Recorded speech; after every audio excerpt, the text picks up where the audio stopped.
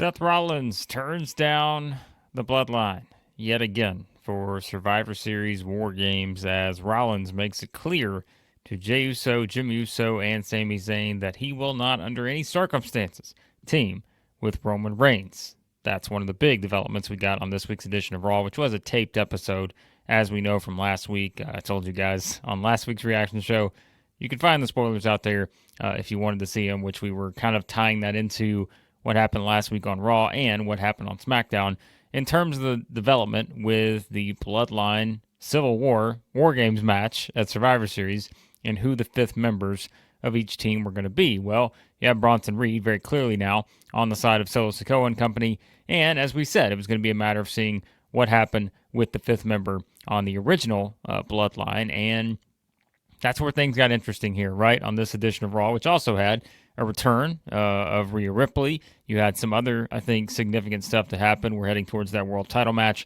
between Gunther and Damian Priest. You had some Ludwig Kaiser stuff added into the mix there. So we'll get into all that, but we are going to start with the Seth Rollins situation and what is going to actually happen as we head towards this War Games match at Survivor Series. Now, again, if you look at what Rollins has said over the past couple weeks, right, we know how Seth Rollins feels about the idea of teaming with Roman Reigns. And we know he's made it very strongly, outwardly, to say, hey, I am not going to team with this guy. And he went as far as to say, hey, Jay, I'll team with you. Jimmy, I'll team with you. Sammy, I'll team with you. But I will not team with Roman Reigns because I know what that means if I team with him, right? He gets the power back. The tyrant, as Rollins has called him. He gets all that power back if they go in, win at Survivor Series. Reigns is the tribal chief. All those things. You can understand why Rollins is saying this, and we also know it's because of the history between the two. But I think when you do look at this, and yes, the outcome of the main event can certainly factor in if they do decide to put Seth Rollins on that team. The outcome of having Rollins lose the match to Bronson Reed via Solo Sikoa and the Bloodline, that can be something that sparks Rollins to say, well, you know, I said this, but Solo took it to another level. Now I don't have a choice, right? I've got to get my revenge on Bronson Reed. I've got to do it inside War Games and all that. But it still doesn't exactly clean up some of the things that Rollins has already said, right? About saying that he will not team under Reigns, no matter the circumstance. So again, even if a Solo Sikoa interferes and costs him the match against Bronson Reed, is that enough for him to change his mind? I don't know that that's enough in terms of just the full story here, even though you can understand why Rollins would want to get the revenge. But is that really something that is going to play into this? And here's where I think this whole thing could get intriguing. Because of how strong Rollins has been about his, he is adamant here that he will not do this, right? And even though they kind of teased it and then gave you what they gave you in the main event to make you say, well, now Rollins doesn't have a choice because Solo has cost him a match, just like the way, the Bloodline had cost Jey the Intercontinental Championship. It's the same kind of pattern here, right? But the history between Seth and Roman is different. It's a little bit more complicated, right? And we mentioned maybe one of the things they want to do is put Roman in there with Sami, put him in there with Jey, put him in there with Jimmy, put him in there with Rollins, all of these sort of, ghosts of the past for Roman Reigns in terms of finally getting to that point to where he can, as we said, struggling to be this new man. Maybe this is what's going to take him to that next level, or you could have one of these guys turn on him. But the thing is, with Rollins, is that I don't know that this is enough to necessarily push him over the edge to make him want to team with Roman Reigns. And if it's not, though, could you still set it up that way? To where I think at this point, the way they've been pushing it, your only two options that are left here, and I will present them to you quickly here, is that you do have Seth Rollins team with Roman Reigns, and you do something in that match, because if you're going to go this route, everything that Rollins has said, if you're going to go back on that, then you have to have something big that goes down between Rollins and Reigns inside that match, right? And maybe that is one of the options that's on the table right now, is if you do it that way. I'm can't say I'm a huge fan of it just because of the things that they've had Seth Rollins say and because of the history between the two, but we could say the same thing about the history between Roman and the other guys. And so maybe that is something they're trying to tie in here. The other option that I think you have at this point is to continue to tee up the idea that it is going to be Seth Rollins. Although, I wonder if we're just going to have Seth Rollins come out on SmackDown and, it's made clear that he is the fifth member. That could certainly happen, right? If they want to push this thing forward, have everything in place, that could happen. But the other idea is to keep everyone thinking that Seth Rollins is going to be the guy, or maybe officially announce it, right? And again, you've really got to figure some things out based on what Rollins has said. You're going to have to really tiptoe around that a little bit. But let's say they do that. Is it still possible that you go into that match at Survivor Series thinking it's going to be Seth Rollins, but somehow that doesn't happen? Whether it's Bronson Reed who keeps Rollins out of the match, whether it's the Bloodline who takes out Rollins, all these things, right? And then I think at this point, your only other substitution that can happen to have one person join this team who has not even been mentioned or been a factor at all whatsoever, it goes back to what we talked about with CM Punk.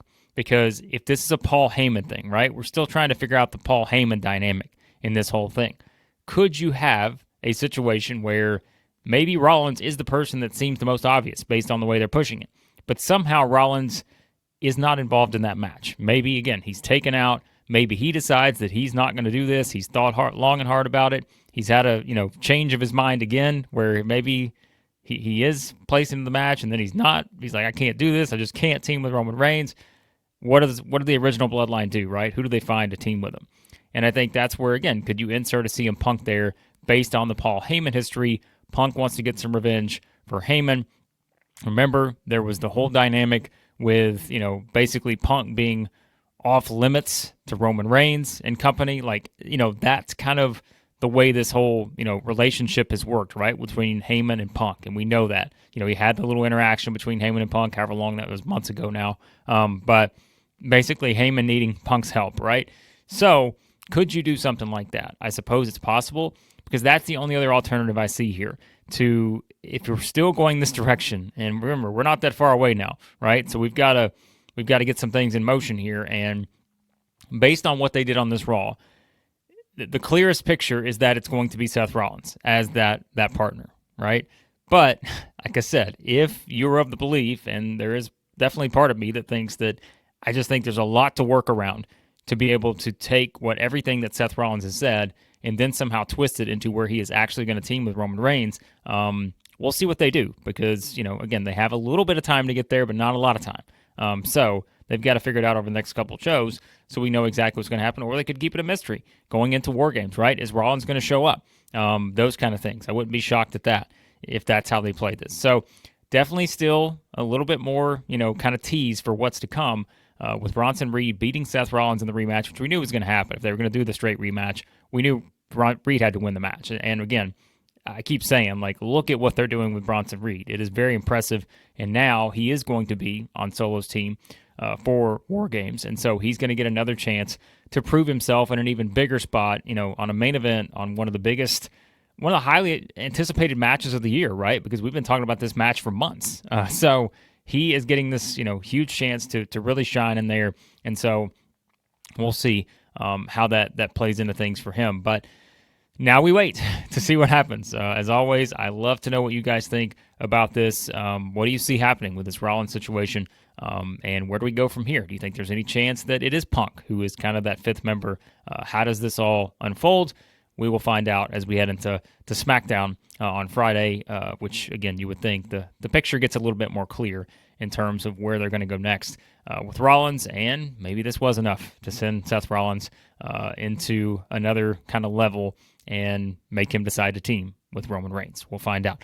Speaking of War Games, we now know we're getting the women's War Games match that's going to take place at Survivor Series. It is going to be the team of Nia Jax, Tiffany Stratton, Candice LeRae, Liv Morgan, and Raquel Rodriguez taking on Bianca Belair, Jade Cargill, Naomi, Io Sky, and, yes, the returning Rhea Ripley. We've talked about that over the past couple weeks, not knowing exactly when Rhea was going to be able to return. The fractured orbital bone, you never know with those kind of things, but they're going the route of, hey, we're going to wear the mask, and it's on. So And, again, if that was an option, you were going to bring Rhea back as soon as you could because she is one of the biggest stars, not just in the women's division, but in the company, if you really think about it. So I think, it's kind of an interesting setup here where they've been able to kind of put all of these women in different situations with each other over the past little bit. And so this is a match that, maybe to some you're going to look at and say, well, it's kind of thrown together, but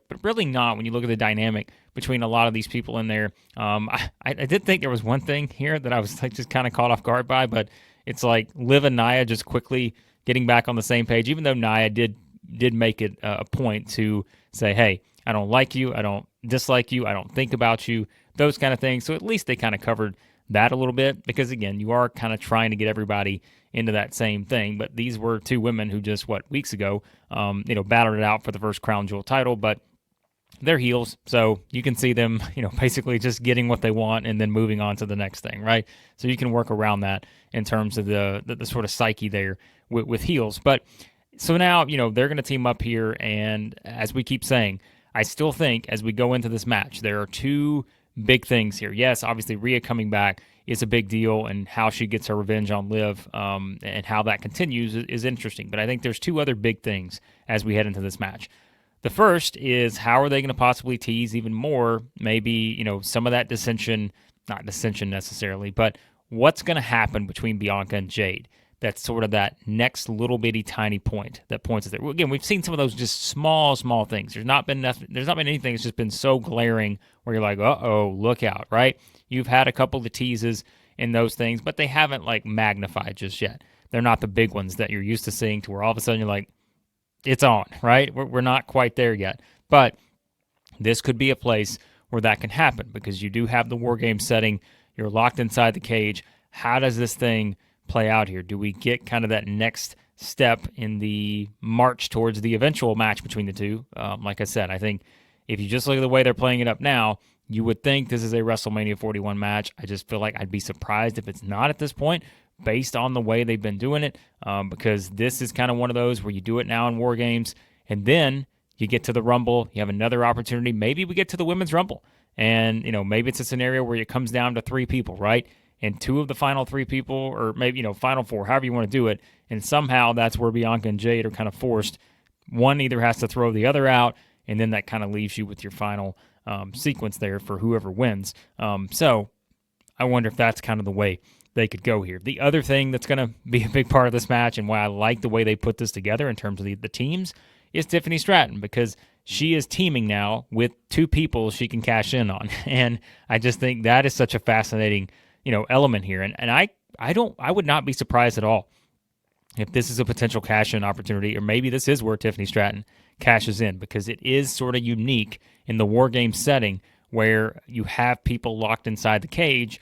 And I just think, that's something where I'm curious to see how they would pull this off because I could definitely see this being, she'd get a huge response from the crowd if she pulls this off here, but you just don't know how they would be able to do that, right? There's some things that have to be worked out in terms of the logistics of that, but I do think that is something that, again, adds more intrigue to this. So I'm really excited for this Women's War Games match. You got a lot of talent in there, and I think that they can really do a lot of fun things storyline-wise with what they're going to get, just like they can with the men's match. But I think, again, there's a lot to work with on the women's side, and you guys know I've been talking about. I'm still working on that video for putting together kind of the state of the women's division of WWE.